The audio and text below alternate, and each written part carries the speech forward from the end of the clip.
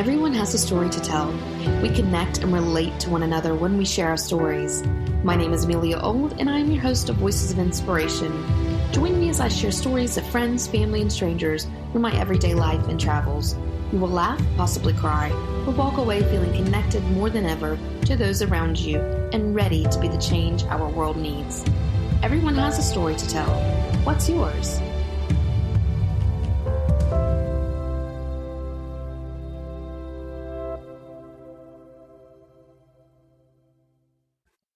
Today's guest, Michele Herrmann, has been writing now for a quarter of her life and stays grateful for every byline. Her bylines have appeared on outlets ranging from Thrillist to Shondaland to Forbes and USA Today.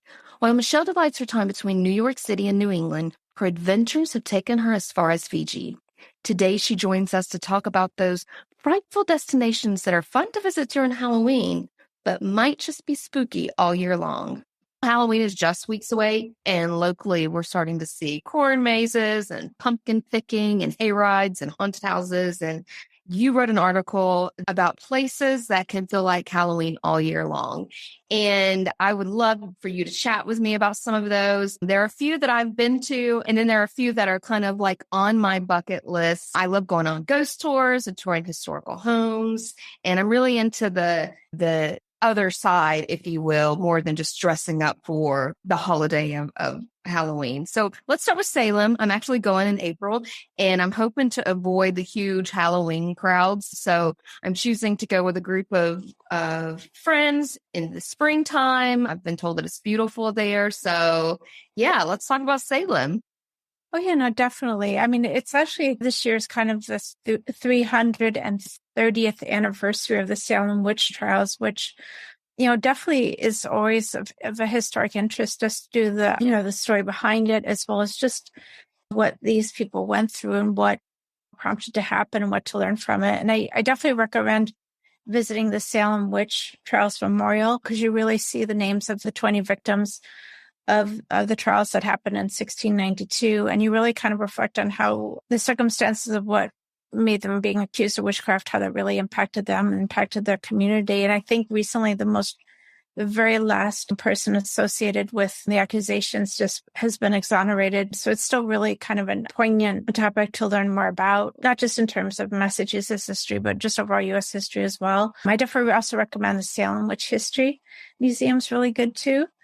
And also, if you want something more lighthearted and fun, I think Salem also really kind of embraces this history, but in a positive light, where even if you're not into the subject of what's associated with Salem, they also have a lot of cool shops, a lot of great places to eat. So you can kind of just really have a lot of fun in Salem. Even if you're a big fan of the film Hocus Pocus too, which just came out on Disney Plus, I've heard. I feel like watching it tomorrow with my daughter, and I'm super excited. Yeah, I know. I'm trying to be good. I'm hopefully going to watch it tonight, but it's really kind of cool. I think the home is a private home, but if you go to salem.org, which is the Salem's website, you can also find out about some of the places that have been filmed. I believe the house that represents Max and Danny's house might be a private home, so it might be something that might be off limits, but they do list some of the other public places that you can walk by or, maybe stop into that are associated with the film. But, definitely. And, overall Massachusetts, so let's hopefully start to have the fall foliage coming in, which will make everything breathtaking. And I think also you can probably also include a House of the Seven Gables in your visit as well. I'm super excited. And fun fact, I have a puppy named Salem. That's how excited I am about this trip.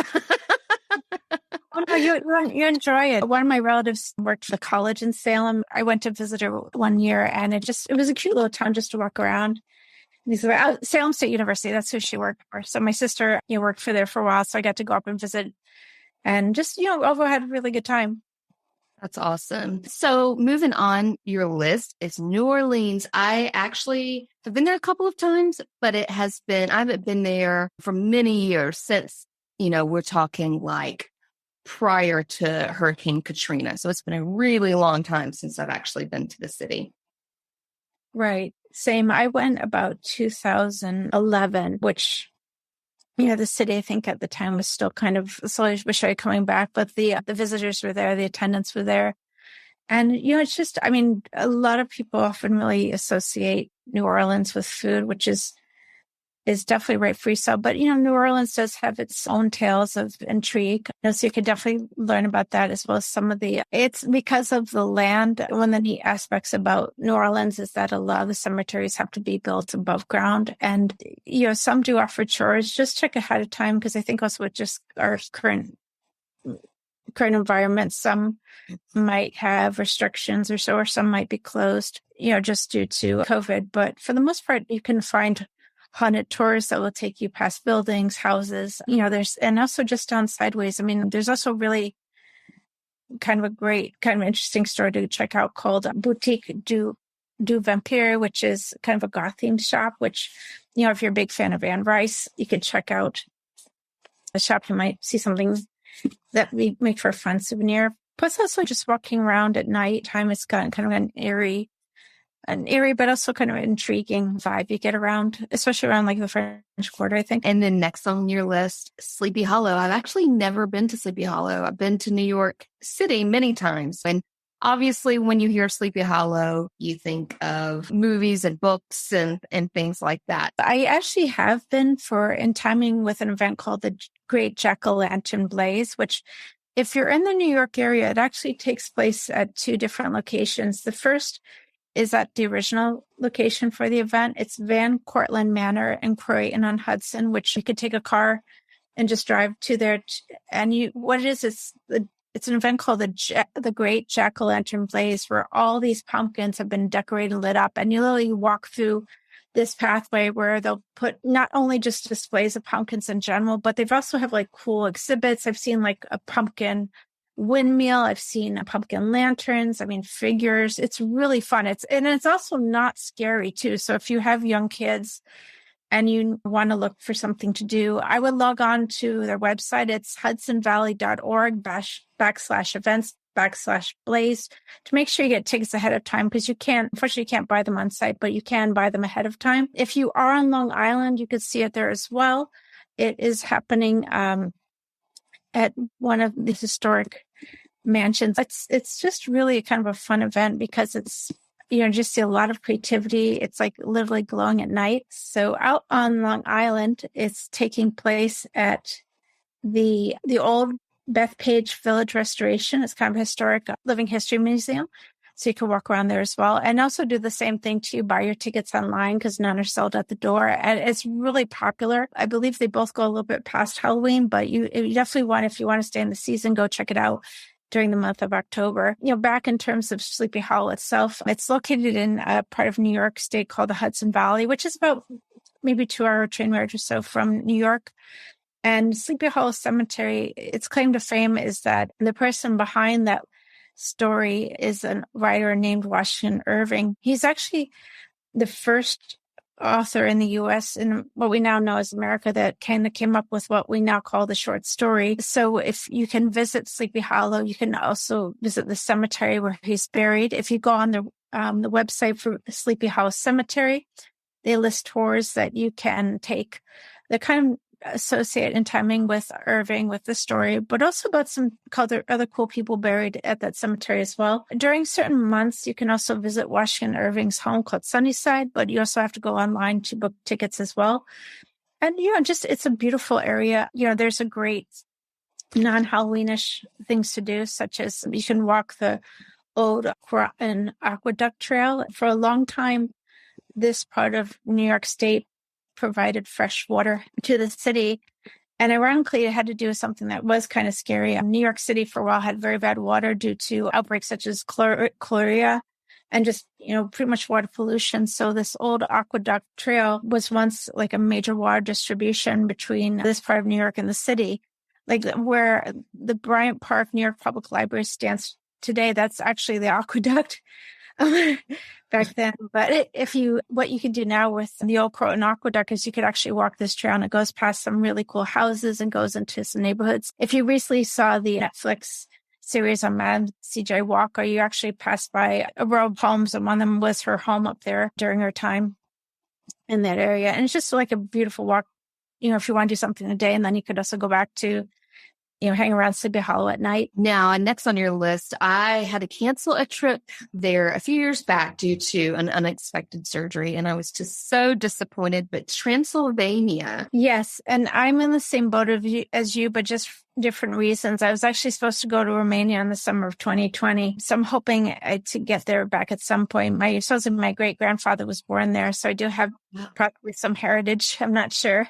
That's really cool. Yeah. I mean, I was going to spend most of my time within Bucharest, but I was hoping to also, as listed in this article, head out to Transylvania. And it actually is a real place we were not. We often talk about, a lot of times say that Dracula is associated due to a Romanian ruler called Vlad Tepes, or often now referred to as Vlad the Impaler. And supposedly Bram Stoker he was aware of the castle that Vlad the Impaler lived in during his rule in Romania, or what we now know as Romania. It's interesting because Bram Stoker is actually an Irish writer, and luckily he never visited Romania. So, I've been trying to research and find out a little bit about how he heard about Vlad the Impaler, but he just, Bram Stoker kind of was one of the writers that definitely put horror or goth horror on the map with Dracula. So kind of interesting. And not to take away from Romania, but I believe also in Ireland, particularly in Dublin, where he was born, they actually have a festival in his honor. So, as a side trip, Ireland definitely could make for a great trip as well. Which is actually the birthplace of Halloween. Yes, that is true. And it's it's just kind of an interesting and iconic aspect. And I think also, when the Irish came to America, they brought a lot of these traditions with them too. So it's pretty cool how much that legacy still stands. Yeah, absolutely. And going along with our movies and books themes, St. Helens, Oregon is known for Twilight. My daughter she's 12. She's almost 13. Huge Twilight fan, to the point we've had to paint our bedroom walls black. She has like red bedding and all of the movie posters hanging up on the walls. And it's a very Twilight-ish themed room. But there's another movie that St. Helens is known for. And I actually did not know this until I read your article. Same here. I didn't know this until I was doing research for this piece. And I guess it was kind of like a small hit film for the Disney, which is pretty cool. And it's nice that St. Helens has been able to kind of capitalize on this being used as a backdrop. And ironically, I think they put on a month-long event with Halloween in Halloween Town. So it's pretty cool that they put on a Halloween Town in St. Helens. Imagine saying that 5 times. Right. So if you go to their website, spiritofhalloweentown.com, you'll be able to see a schedule of some of the events taking place there. And, as you were mentioning before with Twilight, one of the cool things is that the actual house is available on Airbnb. It's called the Twilight Swan House in St. Helens. And you can, it probably might cost you now. Well, to be honest, I actually have looked at booking this Airbnb and it stays booked out like years. Oh, no way. Months. Yeah. Like I've looked at it as, I'm big into experiences for my children, for gifts, for Christmas and birthdays and stuff. And so I was thinking, oh, wow, that would be just a really cool thing because I would love to go to the area and this would be a great thing for her. And then I look at the Airbnb and it's like booked out. You can't even see an open date, put it that way. Oh my gosh. Wow. But it's a popular.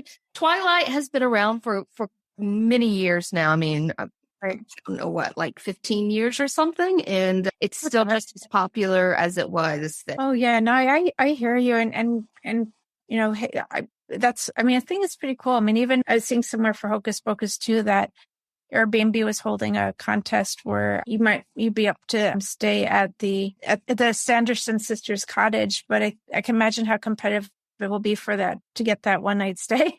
Yeah. Yeah, Definitely. I think that just going along with talking about the Airbnbs and some of these films, I think that it actually is a good thing that they're able to use these locations. We just toured over the summer some of the filming locations for Vampire Diaries because, again, Twilight, she's into Vampire Diaries as well. And you can actually stay in one of the the locations as an Airbnb where they filmed. And that one did have opening dates. And that is actually just outside of Atlanta. And that kind of goes along with our next place on the list. I'm actually originally from Georgia. All of my family live in Georgia. So I've been to Savannah a couple of times and absolutely love it. I've been on a haunted tour there, which was pretty neat because they have quite a few of those, a lot of companies there to do that. It's a great place to learn about the book, The Midnight in the Garden of Good and Evil. Absolutely. And I've been to Savannah as well, where, a lot of my visit around that area was during the day, but it's really kind of got a nice, eerie feeling to it. And, there's definitely a lot you could check out. You could follow the novel in its footsteps. If you go on to visit Savannah's website, there is a piece called 7 Ways to Experience Midnight in the Garden of Good and Evil in Savannah. And you could follow along that article and it'll tell you, in particular to go past some buildings, but especially in particular, the famous Bonaventure Cemetery, where you could see the original home of the Bird Girl statue. I believe the statue is now in a museum called the Telfair Academy Museum. But if you want to still kind of see the cemetery itself, it is really a beautiful wonder. Yeah, it really is beautiful. But Savannah is a beautiful place overall. And not far from Savannah is Charleston, which is where you and I were speaking off camera earlier. And my daughter lives in downtown Charleston. And so last year, a couple of years ago, we actually did a tour of the Charleston Jail Ghost Tour. And I must say, for those of us that may be on the more sensitive side with certain abilities and stuff, it was absolutely terrifying. There was a moment in one of the rooms, they turned off all the lights, and the feelings in that room was, just a lot of terror. And it was probably one of the most genuine ghost tours, if you will, that I had been on that didn't feel campy, that it felt real, that you could feel it in the air of what had been there and what had happened there previously. Right. No, absolutely too. And I was actually in Charleston and went on a tour of the old Charleston jail.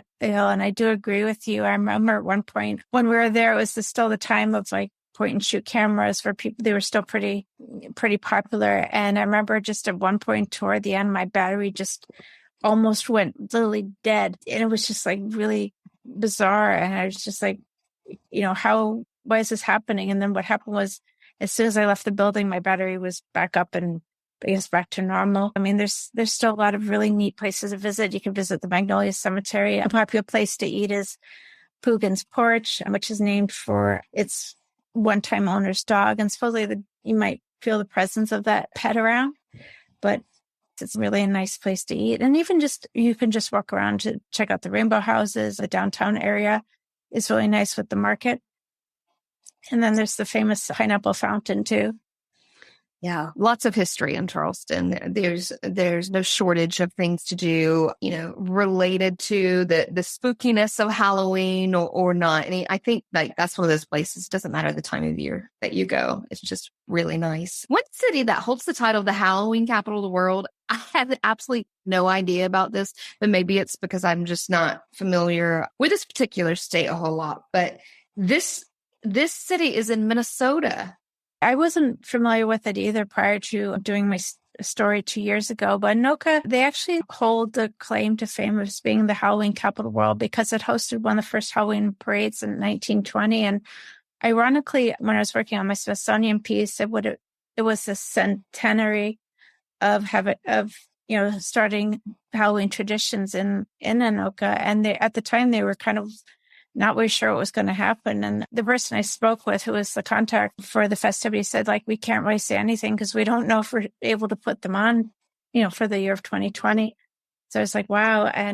But luckily, things prevail. And one of the cool things about the way they celebrate Halloween is they put on different events such as parades, daytime, nighttime, ones where young kids can be involved in March, as well as the standard parades that we see. And they also do like kind of cool things like contests around town, non-scary things. So people wanted to, let's say, do a contest. You could do a contest to even, I think at one point they even had like, we're holding blood drives. So I thought that was really kind of neat too.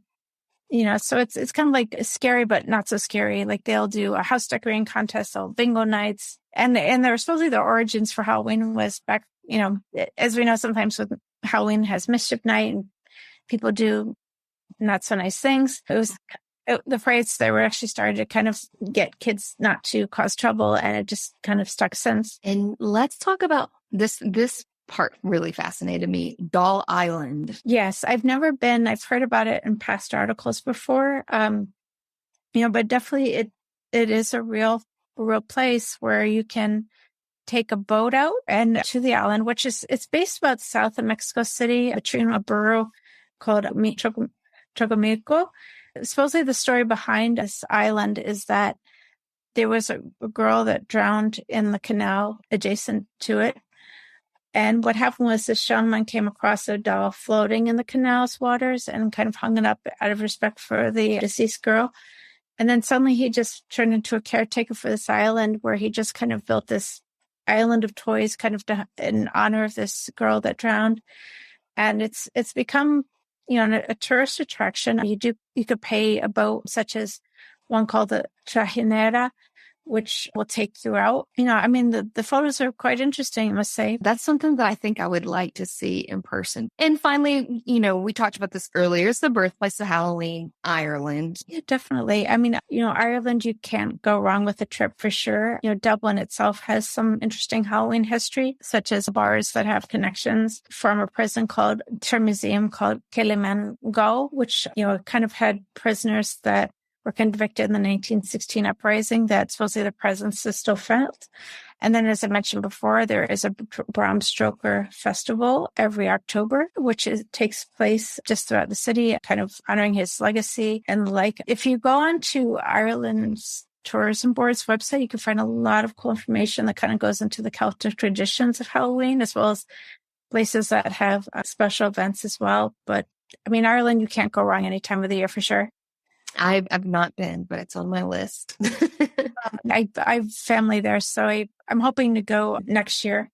Well, I can't wait to read your stories about your trip. Do you have a favorite quote or any words of wisdom that you would like to share with our listeners? I always like to ask this question to guests. Anything that you would like to just leave with them? Yeah, it's a good question. I think the past years have taught us that if there's something that you'd like to do, and it's something you maybe have dreamed about or wanted to do, just do it. I think there were places that I always wanted to see and I put off, and I'm trying to hopefully make up for that now. But if there's something that you want to go out and don't hesitate. There's a great quote from John Lennon saying life happens while you're busy making plans, or attributed to John Lennon that life happens while you're busy making plans. And it's so true. I've been hemming and hawing about going to a destination such as Antarctica. So I'm trying to make a plan to make it happen for late next year. That will be an amazing trip. And where can our listeners find you and follow these adventures? I do have an Instagram and TikTok and Twitter, keeping my name, which is Michele Herrmann, and that's MiChele Herrmann. Feel free to follow along. I do try to post there a lot regularly. I do blog as well at a site called sheisgoingplaces.com, which I'm trying to catch up on, but definitely social media is definitely the way to go. And I'll make sure that I linked your Instagram and your blog and some of your stories on this episode at voicesofinspirationpodcast.com. Thank you so much for joining me and being willing to share your thoughts on these really cool Halloween destinations. I honestly cannot believe it's just right around the corner. Oh, yeah, no, thank you, Amelia. What are you doing for Halloween? I'm not sure. I live on a farm, so I thought about having friends over and doing something outside, like a bonfire or something. But, I'm not sure yet. I've got a few weeks to decide, but it'll be here before I know it. Sometimes the best plans happen that way. So true. Thank you to our listeners. There are hundreds of thousands of podcasts out there, and I'm so grateful you've chosen to be with me today. My name is Amelia, and I'm the host of Voices of Inspiration. Everyone has a story to tell. What's yours?